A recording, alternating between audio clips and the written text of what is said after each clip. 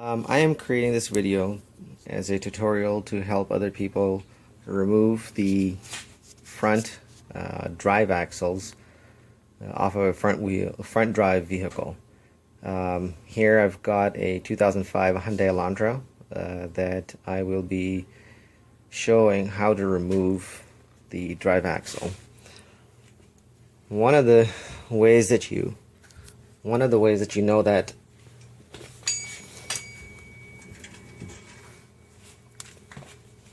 you need replacement of the front axle is a torn boot.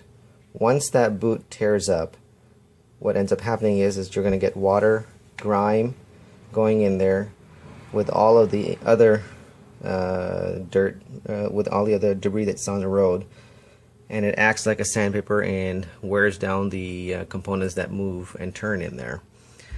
This boot also holds in the grease, which no longer is held. And as you can see, it sprays all over. It sprays all over the inside of the car, all over the place. So I'm going to show you how to go ahead and change out the whole axle instead. And the reason why you want to just do the whole axle is because the boots cost about $20. You have to remove the front axle to get to it. Once you remove the front axle, what you're going to have to do is you're going to have to remove the inner boot. Once you've got that boot out, open that joint, then only can you slide in the outer boot in. So rather than going through all that hassle for $20 or $25 worth of product, for $60 you can get a remanufactured drive axle, and by Cardone, who's a pretty good company out there that does that makes drive axle, and they also rebuild the drive axles. One thing that you want to note is that you want to get, I guess from my experience and from what I've been able to read online, is make sure that you get a remanufactured as opposed to getting new, because every manufacturer makes them slightly different in length. Apparently their quality control isn't all that great.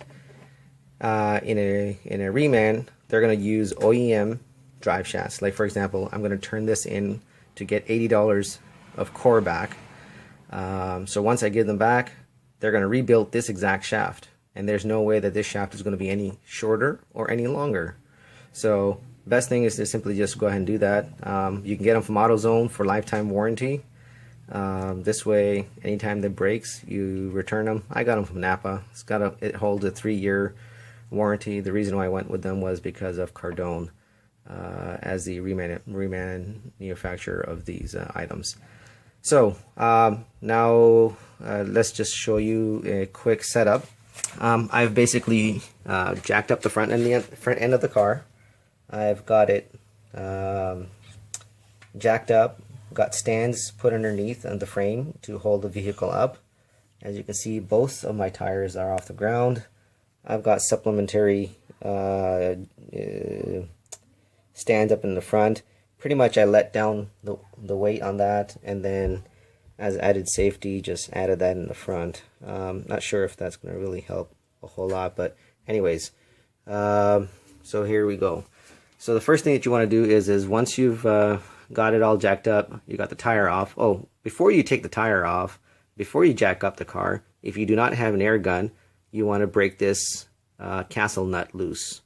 You're going to have to remove the cotter pin.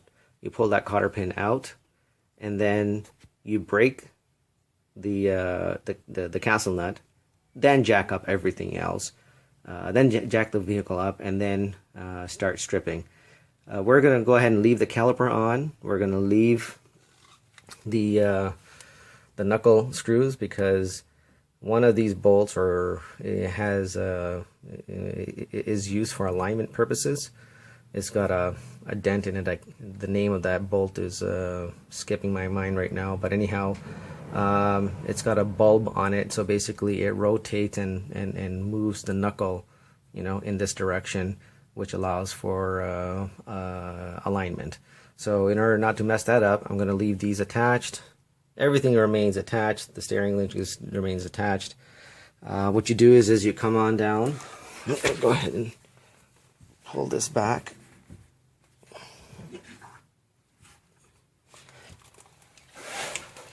Alright.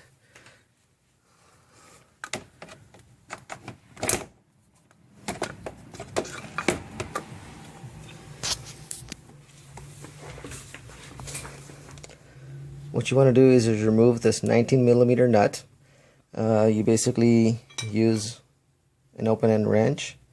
You stick in the closed end, and then you basically use another wrench inside of it and break it loose. You undo it as far as you can, but you don't want to take it off completely, so leave it back on.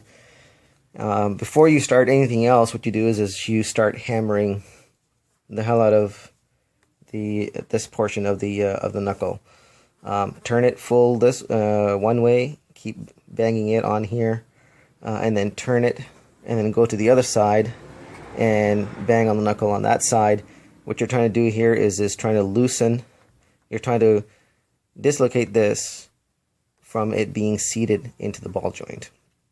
Once that comes off, I went ahead and my linkage that goes to the lower control arm, I've gone ahead and removed that nut and removed it out of the way so that I can move this further down in order to pull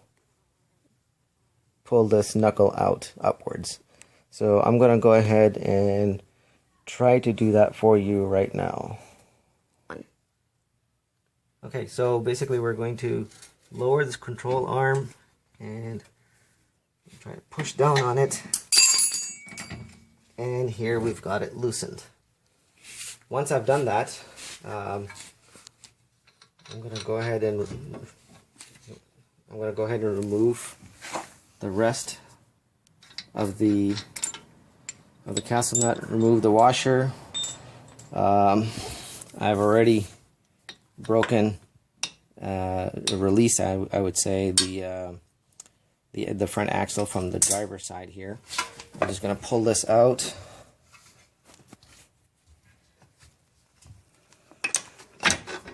Keep pushing it, and you can see that the axle has fallen out. So now I'm going to go ahead and take a bungee cord and tie this off. Once I've tied this off, I'm going to go ahead and show you how I'm going to pull it out of the transmission. So I'll be back in a couple of minutes, couple of seconds. Okay, so what we're going to do is we are going to pull the shaft out from the transmission. As you can see, we're going to pull in this direction. But we're going to put our hand underneath here, so we pull on the whole thing and remove it. We don't want to be holding it from this end here, just in case we dislodge the connection here, and then we'll leave some parts in there. So we're going to go ahead and pull it out of the transmission. And I just want to show you from underneath. That is where it is, where it goes into the transmission housing. So I'm going to lay down right here. Put my hand on it right here, and with my other hand grab this end, and I'm going to slowly pull it in that direction. So I'm going to go ahead and pass on the camera.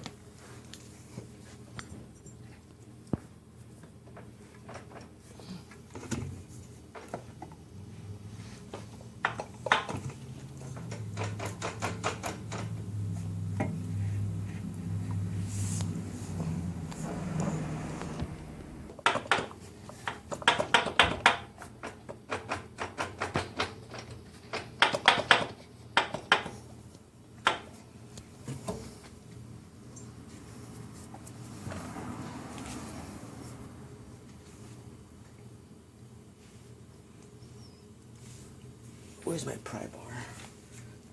Start.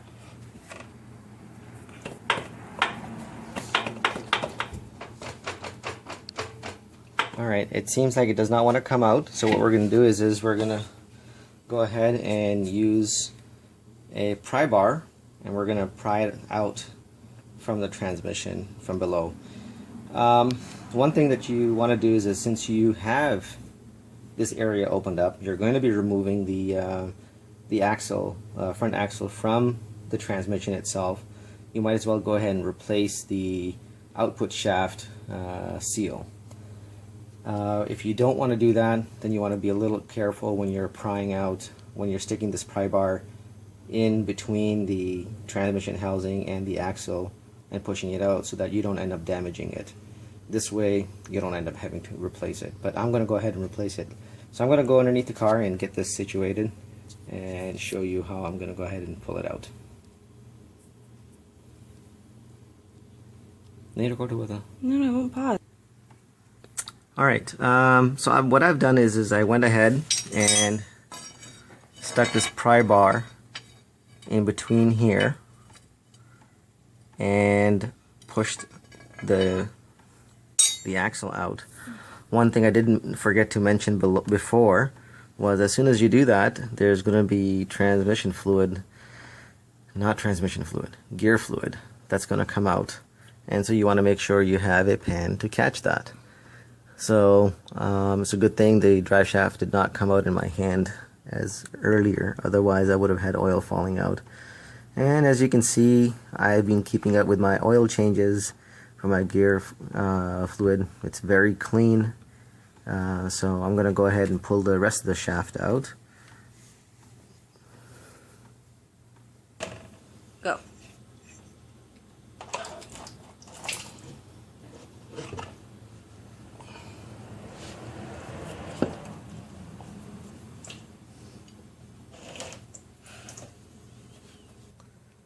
Alright, so there you can see that I do have the shaft pulled out. All that oil came gushing out. Good thing I had a pan to catch it in. And so here is our axle. This here is the side that was inside the transmission that came out.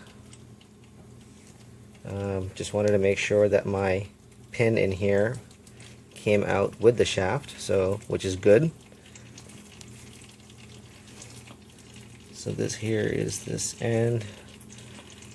The boot always will rip on the outer side because that's where most of the flexing happens. And as you can see, if the manufacturers had introduced another one of these bends in here, this boot would never have ripped. When it basically hyperextends, you can see how much that last ring has to extend. And if they had another one, you wouldn't have this issue. And so the new Cardones actually have one extra ring than OEM, and you know, that helps with the longevity of the lubricated joint. So I'm gonna go ahead and next thing is to remove that seal. So I'm gonna go ahead, stick a screwdriver in there and pry it out. I'll try to see if I can get this on film. If not, please excuse me, but I'll show you how I ended up doing it. Alright, so I've got I worked out the bottom. It's really tight in there, so I've gone ahead and felt inside. And I'm going to take this all the way to the top and pry it out. Here we go. So this is what my old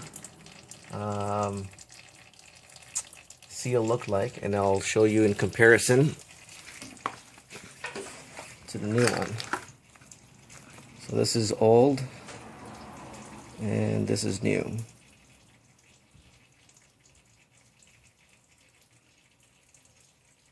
So that's it. I'm going to go ahead and put this back in. I'm going to put this new one in, and then we'll go from there. These openings go on the outside, this goes on the inside, just like this. The seal is on the inside, this is the outside. So since I've got the vehicle already jacked up, I've pulled out the driver's side axle. I lost all my clean oil. So I do have the passenger side axle that I wanted to change as well, because when I take that off, I'll show you the boot is close to tearing on the outer side as well. So just to quickly point out, I went ahead, removed the cotter pin. Now I'm going to go ahead and remove this nut here. I've got a air tool.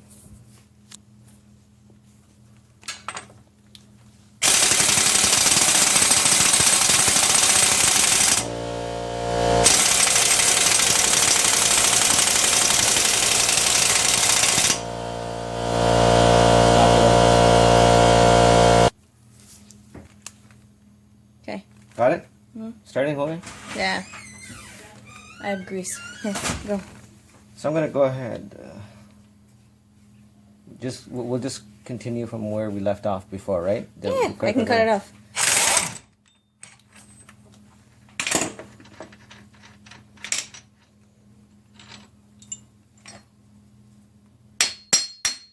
So my axle is loosened here. Now the only thing that I've got to do is go ahead and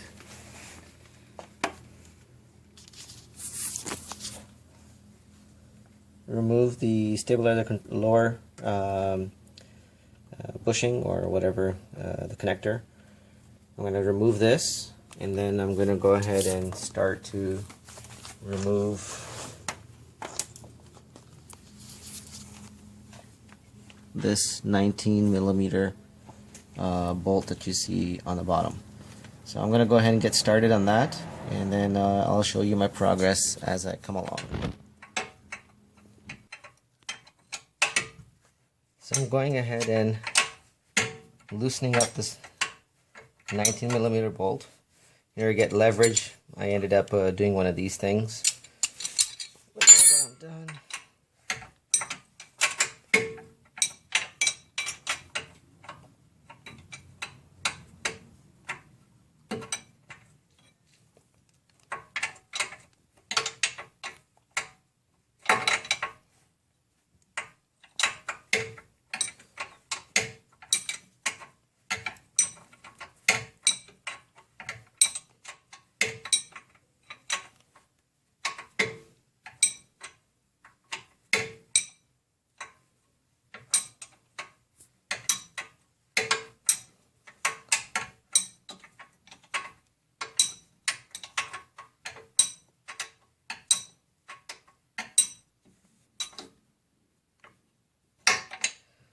okay, so I've got it loosened up so far.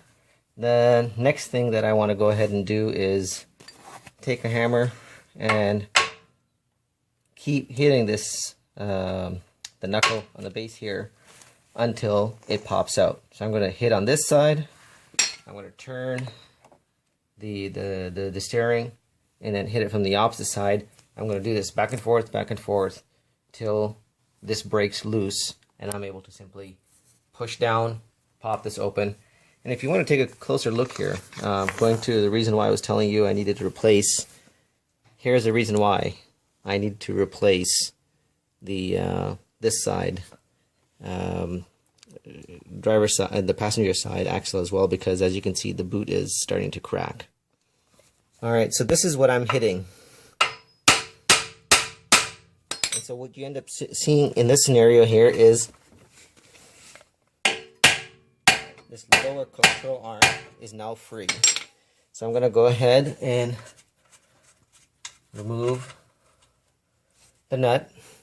And here's a nut. So this is off. Now all I need to do is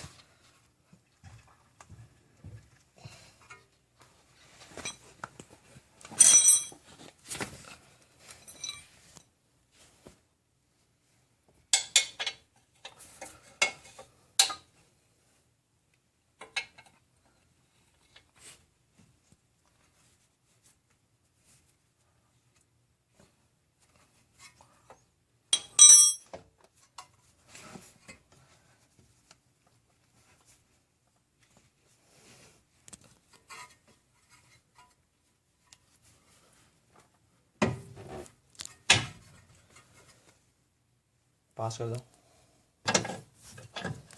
Okay. So I've got this pulled down, and I move this out of the way.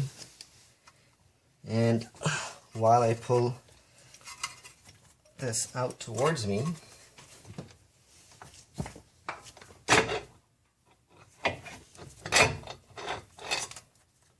drive shaft comes off, and I've got the driver's side out now. All I have to do next is simply pull out the shaft from the transmission. Alright, so this is how I got this axle out. Basically, I ended up prying it from this location. I tried prying it from the front end, but could not. So I'm going to go ahead and show you the pull out.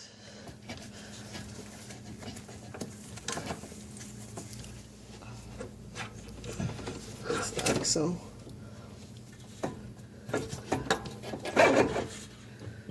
So that's that.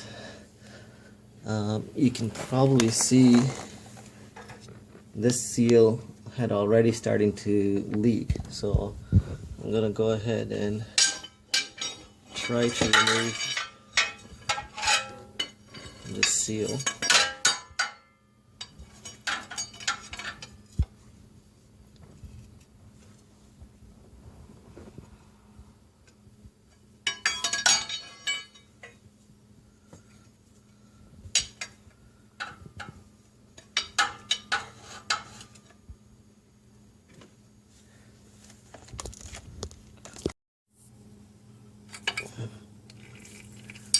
Alright, so here we have the other seal that came out, and the rest of the oil that's on this side is going to come out, but there's hardly any left. So anyhow, so we've successfully been able to remove the seal on this side.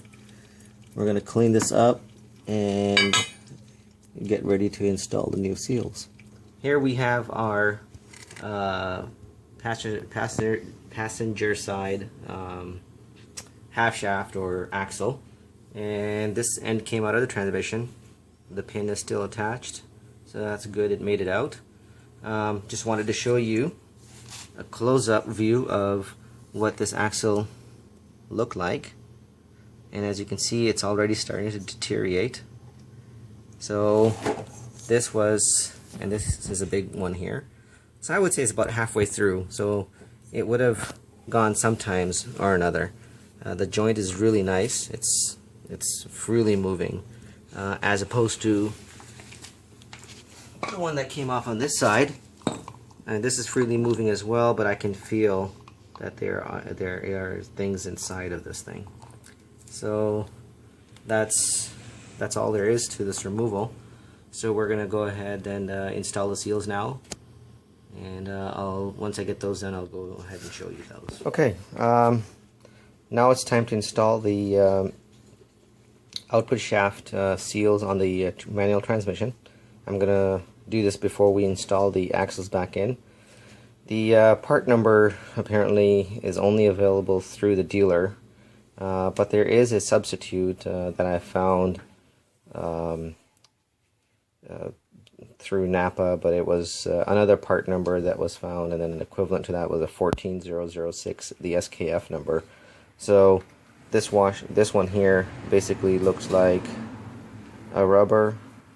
Here's what it looks like. I might as well take it off. So it's got a flange. This flange will sit into the housing. Will sit into a notch that's in the drive shaft bulb at the end that goes into the transmission, and this will be this will sit into the hole that's open in the transmission, and this part here will stick out. So I'm just basically going to go ahead and use I've got a 2-inch coupler that I'm going to go ahead and use to knock it into place. I've already done this on the driver's side. So it's in place. I'll try to give you a shot from an angle.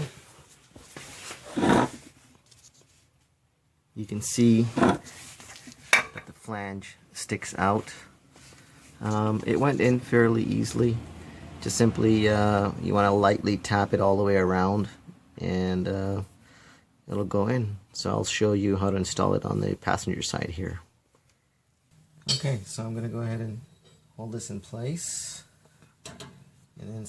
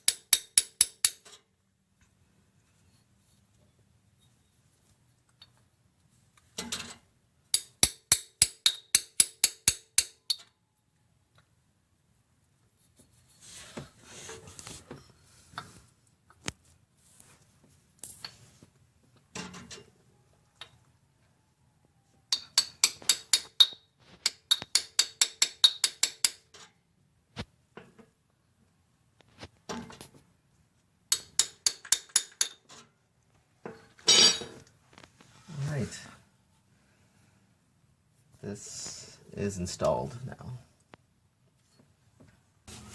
Okay, so you just want to pick it up, turn it,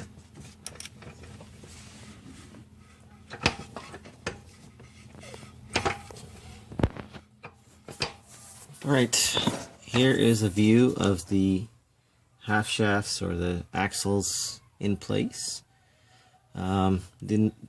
The new ones are a little difficult to get in only because they have new splines that are cut in, so they'll be a little tighter fit because they're not worn out as the old ones are. So this here is the driver's side, so you just want to keep pushing in on it, pull it out slightly and then push it back in. You want to pull too hard because otherwise you may end up splitting the joint here, so you want to make sure you just pull out ever so slightly, turn it a little bit, and then push it back in again. So you keep doing that, and again, like I said, you don't want to be turning it a lot, you want to be turning it ever so slightly because you want to get those teeth lined up. So that is the driver's side, and here is a view of the passenger side. And you can see it's a pretty snug fitting. Everything went in as planned. And here I'll give you guys a picture of what it looks like back into the rotors. Okay, so this is basically I just lubed the spines, and I lubed the spines in the hub as well. And while you're holding it off on an angle, I got that in. It pretty much goes in a snap. So this is the driver's side, and I'll show you the passenger side. I've not yet installed it, but I'll go ahead and show you what I did over there. Okay, so this is the passenger side, and what I am doing here is I've gone ahead and lubed these. Just a simple any type of a lube. I've sprayed some lube in here, so everything should go together. Before I put these in, I'm going to go ahead and put some, I'm going to install some grease around here. I'm going to clean this up a little bit. You can see it a little better. I'm going to clean this up a little bit, get rid of this dirt and grime, and then I'm going to go ahead and install some grease around here. Once I get this put back in, I'm going to go ahead and push this arm down and pop the ball joint into the lower end of this knuckle right here.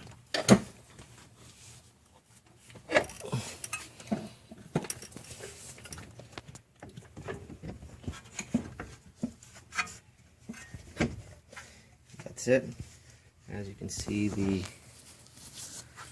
thing has come through.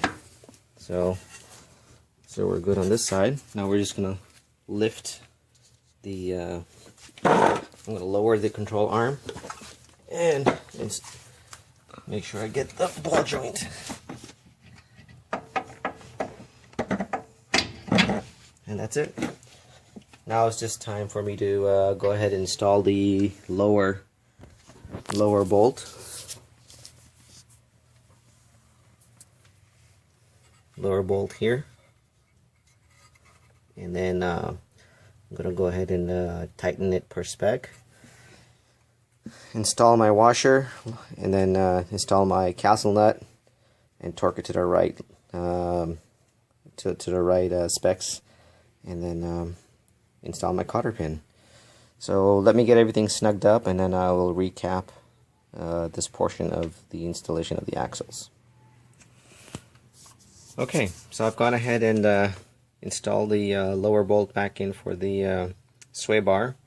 So this is the link connecting it back to the lower control arm.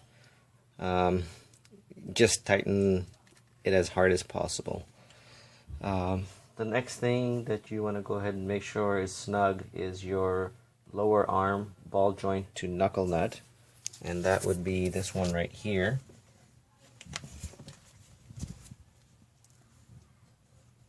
That would be that bolt right there, that nut.